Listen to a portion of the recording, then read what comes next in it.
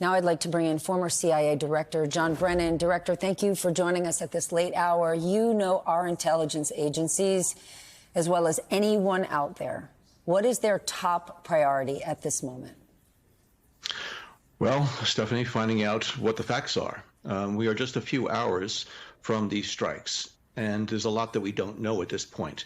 And I tend to very much agree with Peter Baker and Richard Engel that a lot will depend on how much damage was done inside of Iran by these Israeli strikes. Isfahan is a very sort of target-rich environment. There's a large air base, there's a missile production facility, there's the Iranian nuclear technical center that is there, also an underground base. And so it's clear that Israel deliberated over where they would strike over the past several days, and they're probably getting updated intelligence, including satellite imagery. And these strikes took place in the middle of the night. And so the question is, how many casualties were there? What type of damage was there?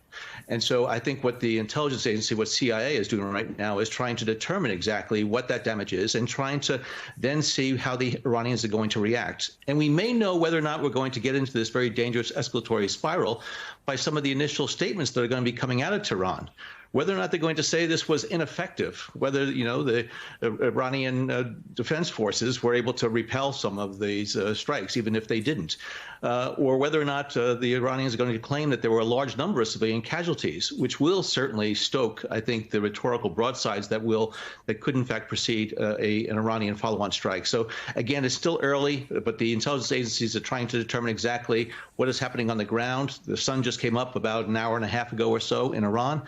So I think we're going to be getting some battle damage assessments that are going to be going to the White House so that they can better understand this situation there. They deliberated over the last few days, and then they made a definitive decision. Just today, though, CIA Director William Burns called Iran's attack on Israel over the weekend a spectacular failure. Given that, do you believe Israel made a mistake by responding in this fashion?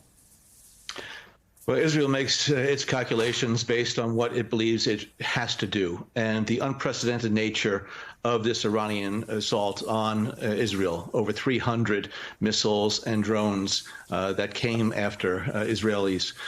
They felt as though they had to respond somehow in kind. Unfortunately, in the Middle East, an eye for an eye and the retaliatory sort of mindset is very strong.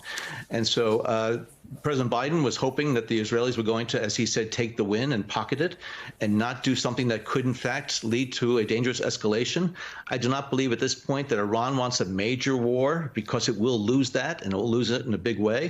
But at the same time, the Iranian leadership also has to face its domestic political pressure, and it can't be seen as just laying down to Israel's offensive capabilities. But it's clear that Israel was sending a message to Iran.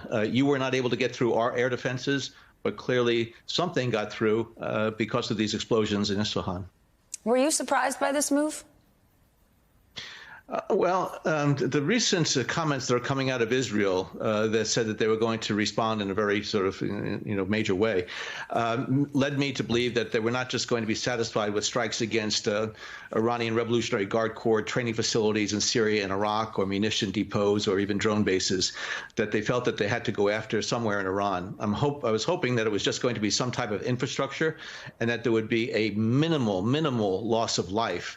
Because I think if there is a lot of blood that was shed in these strikes, the Iranians are going to really feel compelled to be able to respond somehow to Israel. It could be with terrorist attacks. It could be with more missile assaults. It could be, as was mentioned, unleashing Hezbollah in a major way. But again, I don't think Iran wants to take on Israel and the United States at this time. I don't think they have the capability. They certainly could do some damage with their standoff capabilities that they could launch, including against the Gulf states.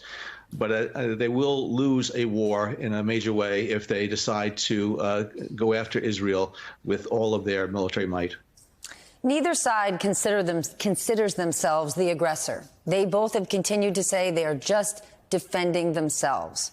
But if this tit for tat continues, what will actually stop it? That's a good question, Stephanie, but this is the history of the Middle East.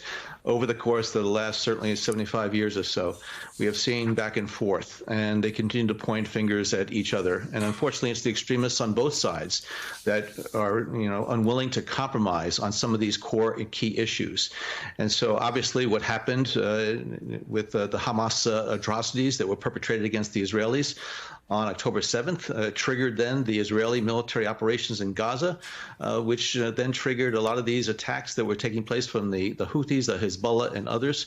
And so this is just this cycle that continues to go on. So it's hard to say how this is going to end. We've made some progress over the last several decades, but it's in many respects the Palestinian issue frequently is at the core of some of these events that tend to spiral out of control. And I'm just hoping that this is not going to be one that will lead to a large regional conflagration that can bring in not just Israel and Iran, but also other states and the United States in a direct military conflict. In the days ahead, we are going to see a lot of official statements and news conferences from a multitude of world leaders. What are you going to be watching for when they speak? I'm going to be watching for how they're going to try to tamp down these tensions. There are some players that do have an important role. Turkey can play an important role here in terms of counseling restraint on the part of both Israel and Iran. Russia clearly also can play a role with Iran, given the burgeoning military relationship between Moscow and Tehran. China also. I think more voices on the world stage really need to be counseling as much restraint as possible. But unfortunately, frequently it's the extremists inside of these countries, inside of the occupied territories. These are the ones that will tend to inflame tensions and try to make the conflict even worse.